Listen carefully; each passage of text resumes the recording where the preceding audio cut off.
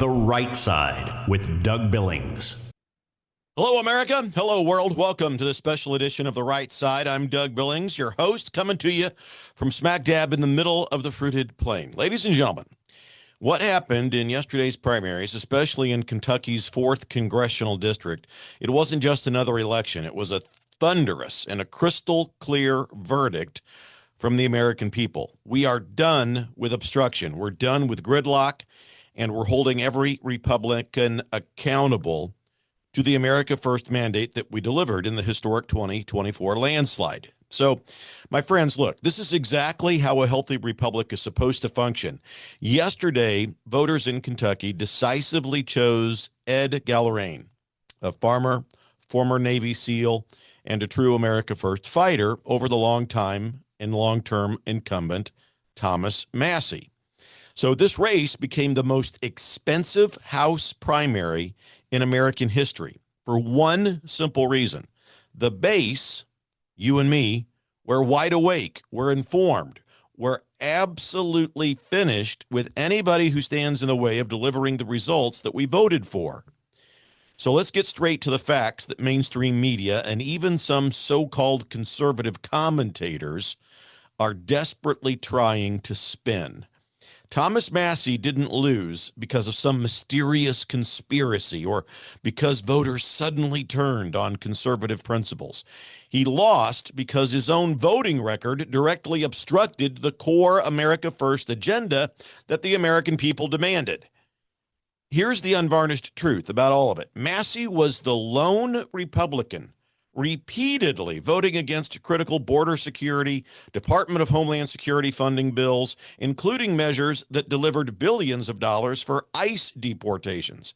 He opposed key elements of the major tax and spending package designed to deliver relief to working families, and he bucked the administration on multiple national security priorities that protect you and America interests first. So these are not some kind of, abstract libertarian ideals. Those votes were direct roadblocks to the policies sealing the border, enforcing the law, strengthening the economy that produced the landslide victory that we brought about in 2024. So don't give me all the nonsense about his single high score that he got on some how conservative is he test. That doesn't erase concrete votes that he cast that hindered the people's will in this country. So, ladies and gentlemen, this is the Trump effect working exactly as it should. It's not about one man. It's not about making Trump a god. Far from it. This is about holding every Republican accountable so that the party finally can deliver the agenda that won in overwhelming fashion. True conservatism has never been about solitary, grandstanding or turning every issue into a personal stage for theatrics. It's always been about winning for the American people. Now, I have to address something, one of my pet peeves, and it happens across parts of conservative media and the landscape that we enjoy here on the right side. This morning, it was driving me crazy because it's so unnecessary, it's so damaging, it's so low rent, it's so low intelligence. There are certain voices out there who just happen to own a microphone and purchased, podcast equipment off Amazon.com, who woke up apparently one day and immediately started pumping out the most ridiculous kook-speak imaginable. And I know that you've all heard it. These people look at the clear primary results that we just saw from yesterday, and they say out loud, "Well, I think the system's rigged." And then the very next sentence, without skipping a beat, they say, "I don't know what's going on. I don't know what's going on, but it's all rigged." If you openly admit that you don't know what's going on, then you have zero credibility to lecture the rest of America about current events, about politics, or about the state of play in our republic. That's not analysis, folks. That's intellectual malpractice. Now, here's a pro tip for those commentators, and they desperately need it. Stop talking. Stop talking when you have no idea what you're talking about. They won't heed the advice. They'll keep on doing it anyway because they know exactly how to game the algorithm. Throw out an edgy conspiracy-flavored soundbite, watch the clicks and revenue roll in, forget about credibility. It's the content farming that they do, and it's all dressed up as some kind of a bold truth-telling exercise when it's not. And the absolute king of this kook-speak is their tired, lazy, and overused line, "This has got to be 5D chess. This has got to be that." Give me a break. You know, back in the day, people did use 3D chess to outline how Trump was always one step ahead of the competition. Today, this is an old, feeble attempt to try to harken back to that. And I just want to call that kind of nonsense exactly what it is. 5D chess, it's not brilliant, multidimensional strategy. When people say that, it's a cop-out.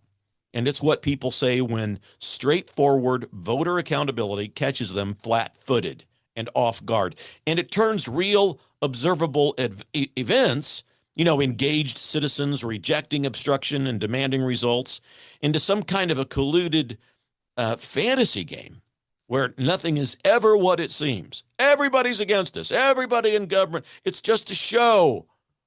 So this kook-speak does three destructive things all at once. First, it insults the intelligence of the American voter. Yesterday's primaries were not the result of some shadow plot. They were the result of informed conservatives showing up and voting their principles. It's determined patriotism. Secondly, it distracts from the real work that we have ahead of ourselves. Because while those commentators chase imaginary chess moves and clickbait, the rest of us are focused on delivering border security, economic strength, law and order, saving our kids, and developing and saving and restoring sovereignty in this country. Third, it confuses and it discourages the very people that we need to be engaged. Everyday salt of the earth people who are paying attention and expecting results.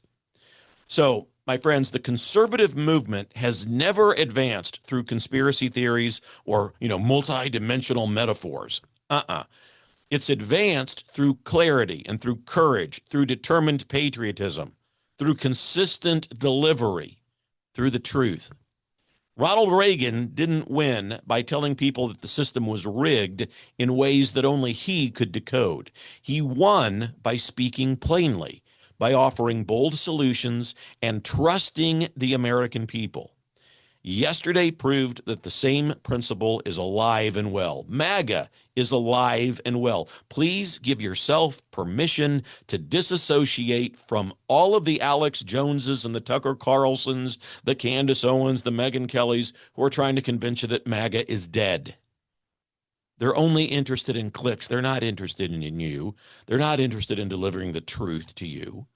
The real upside of what happened yesterday, and this is the part that nobody else is telling you, removing obstacles like Massie creates genuine momentum. And when every Republican understands that the voters will hold them accountable, the entire party becomes more disciplined, more effective, and more focused on results instead of sound bites. So the path is clearing for faster action on sealing the border once and for all, quicker enforcement of our immigration laws, swifter tax relief for working families, law and order back in your communities and red states, and national security priorities that put America first, always. You all, this is how the republic grows. You see it. This is how the America First agenda put forth by Trump moves from the campaign promises, and he's met them all. Don't be seduced by the kooks and the intellectual immaturity of people who tell you that he's not even running on what he campaigned on. It's just abject intellectual vacancy when people say that. And we're moving from the campaign to tangible victories that improve the lives of hardworking Americans. So the conservative movement is not fracturing, it's maturing. And it's maturing into the disciplined force for American greatness that the country has been waiting for. There is real electric hope in this moment. And yesterday proved that engaged citizens can still make the system work. Voters are wide awake, they're demanding delivery, and they're getting it. The Trump effect. It's delivering exactly what it was designed to deliver, a Republican Party that actually wins for the American people. Folks, the message from Kentucky and from every primary yesterday is simple and it's powerful. The America First agenda is moving forward. The voters are making sure nothing and no one stands in their way, and the best days for this republic are still ahead of us.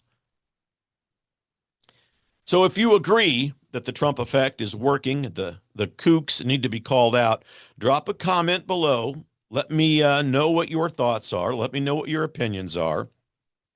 I'd like you to follow wherever you're watching this particular episode. Subscribe if you're on YouTube. Hit the red bell. And prayerfully, ladies and gentlemen, prayerfully consider heading over to dougbillings.us to contribute to the program, setting up a $5 a month recurring contribution so that the show can go on indefinitely and reach thousands of more people. This is The Right Side, folks. The analysis that you can't get anywhere else. We're in this thing together. Believe it. For the Republic. Cheers. The Right Side with Doug Billings.